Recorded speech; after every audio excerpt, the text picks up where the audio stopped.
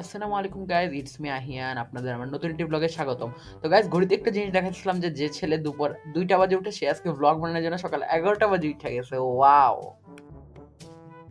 তো আমি আজকে সকালবেলা উঠে নিজের আম্মুর হাত থেকে নিয়ে পাকনা মেঘে রুটিটা বানিয়ে দিকে রুটিটার বাজে অবস্থা করে ফেলছিলাম। তখন আমার বোনের রুটিটার দিকে তাকায় লোভ করতেছিলাম। থাক, তারপর আমার ওই রুটিটা খাইয়ে উঠলাম। তারপর আজকে বাইরের ভিউটা অনেক সুন্দর ছিল। তো আজকে বাইরে একটু ভিউ দেখতেছিলাম আর একটু ভ্লগের শুট করতেছিলাম কিছু।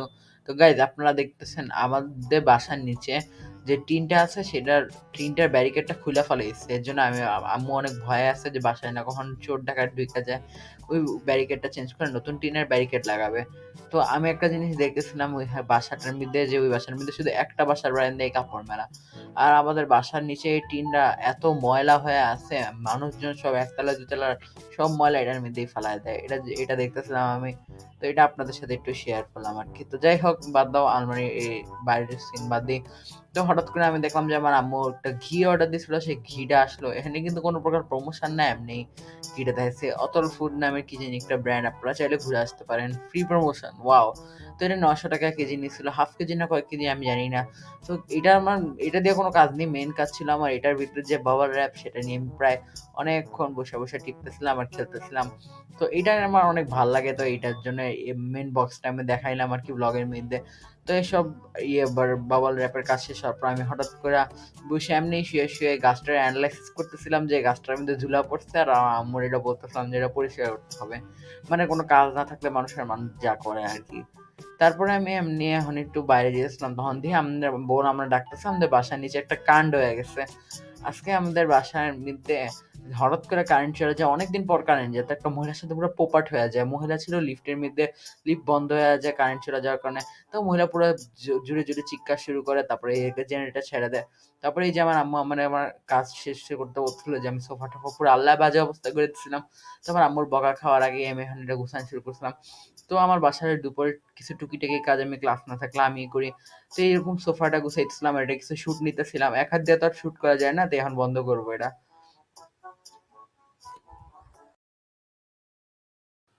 তো আমার সব কাজ শেষ, এখন এটা দিয়ে একটা ভিডিও নিতেছিলাম। তারপর আমি সোফাটা গুছানো শেষ হওয়ার পরে ডাইনিং টেবিলটা মুছছিলাম। এটা বাই দ্য ওয়ে বলে দিলাম, ডাইনিং টেবিল তো আর এক হাত দিয়ে মুছা যায় না।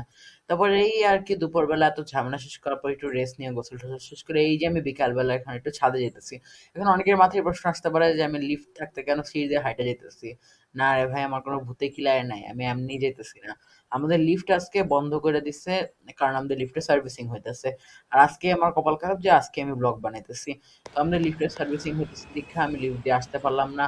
কিন্তু আমার প্রতিদিন ছাদে আসা লাগে। আমি ছাদে আইসা পড়লাম আমার প্রতিনিয়ত দিনের মতো। তারপরে এখন ছাদে আসার পর ক্যামেরা প্রথমে একটু ঠিক করলাম। ছাদে আজকে অনেক রোদ ছিল বিকালবেলা। তারপরে আমি গাছগুলি দেখতেছি। গাছগুলি সব আমি নিজে লাগাইছি। তো এই গাছগুলি প্রতিদিন আমার একবার আইসা না দেখলে হয় না।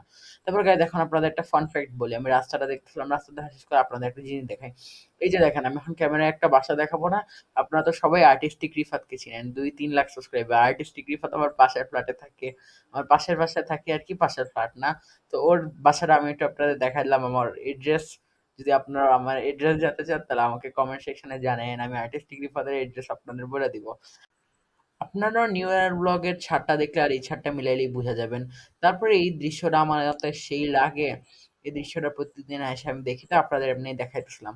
তারপর আমার গাছগুলি সব একটু আমি বৈজ্ঞানিক রিসার্চ করলাম। তারপরে সবকিছু রিসার্চ শেষ হওয়ার পরে এই ফুলটা দেখতেছিলাম আমি। এই ফুলটা আমার অনেক প্রিয়। এই ফুলটা আমি নিজে লাগাইছি। তো এই ফুলটা একটা ফুল ছিঁড়তে অনেক ইচ্ছা করতেছিল ভিডিওতে দেখানোর জন্য, কিন্তু আর ছিলাম না। তো গাইজ, আজকের ভিডিওটা এটুকু পর্যন্তই। আমার ব্লগটা ভালো লাগলে অবশ্যই চ্যানেলটা লাইক শেয়ার সাবস্ক্রাইব করে দিবেন। আল্লাহ হাফেজ। 어젯밤과 함께 떠나갔던 안개는 나를 전혀 바라보지 않잖아. 우리 둘 사이 관계는 깊지